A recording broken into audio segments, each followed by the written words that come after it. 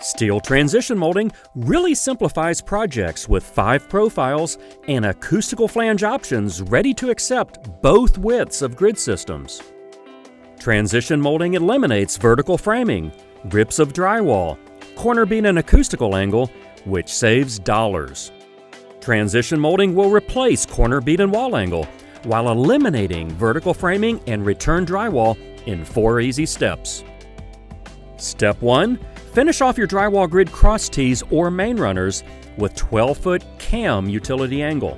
Secure cam to tees or mains 16 inches on center. Don't forget to suspend parallel mains with 4-foot on center wires. Step 2. Install either 5/8 or 1/2 inch drywall to your drywall grid framing. Step 3. Install your transition molding with screws through the vertical flange into your cam on 16-inch centers. Screw through the mud flange on 8-inch centers and check screw depth with a straight edge.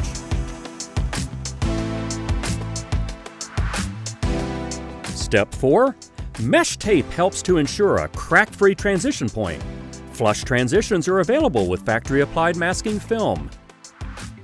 Shadow transition molding integrates perfectly with our matching shadow molding.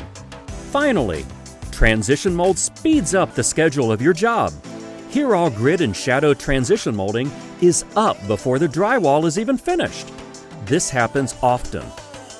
Learn more at armstrongceilings.com/transitions and transform your productivity on your next project.